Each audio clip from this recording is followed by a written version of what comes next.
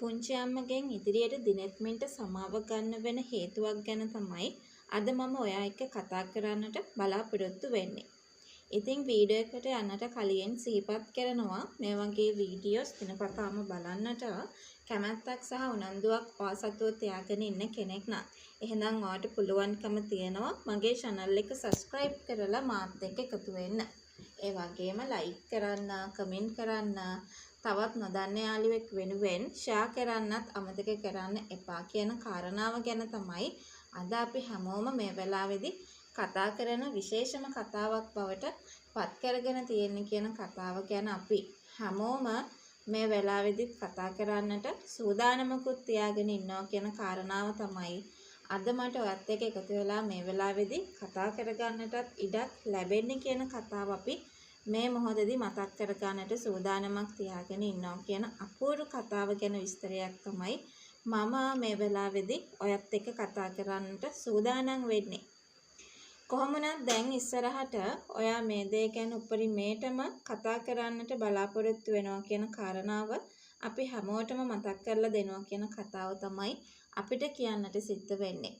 දැන් ඔයා දන්නවද නිශංක හංගන් හිටියේ මේකලා ඇතුළු කට්ටිය කියන කතාව ඔයා හොඳටම දන්නවා. ඒ වගේම දිනෙත්මින්ගේ තාත්තා නම් දැන් ජීවිතුන් අතර ඉන්නවා තමයි. ඉතින් ගොඩාක් වෙලාවට ඔය සුරේෂ්ගේ තාත්තත් ජීවිතුන් අතර ඉන්නවා.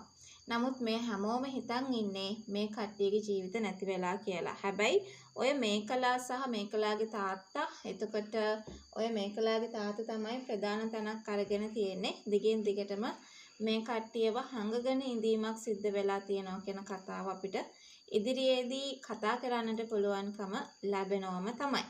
තව දෙයක් මතක් කරන්න ඕනේ දිනෙත්මින්ට දැන් මේ හැම දෙයක්ම ගැන දැනගත්තට පස්සේ අනිවාර්යෙන් ලොකු වේදනාවක් එනවා. මොකද තමන්ගේ අම්මත් මේ දේවල් වලට වග කියන්න ඕනේ. මොකද තමන්ගේ අම්මා මේ දේවල් දැනගෙනත් තමන්ගේ දරුවන්ට වැඩිපුර දේවල් ටිකක් ලැබෙන නිසා නිහඬව ඉඳලා තියෙනවා.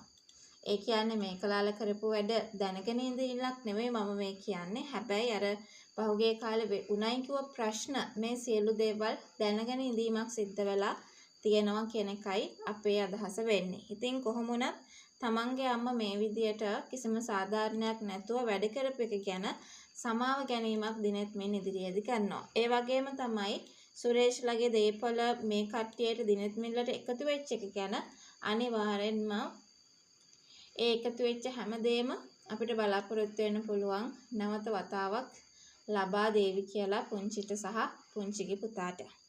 ඉතින් අනිවාර්යෙන්ම දැන් මුලින්දම්ම තේරුම් ගන්න ඕනේ කතාවක් තමයි කවදාවත් දිනෙත්මින් ගැන කිසිම සැකයක්වත් කිසිම තරහක්වත් මේ කාටවත් ඇති වෙන්නේ නැහැ. මොකද ඒකට හේතුව අනිවාර්යෙන්ම දිනෙත්මින් සාධාරණව වැඩ කරනවා කියන එක මේ කට්ටිය දන්න නිසා.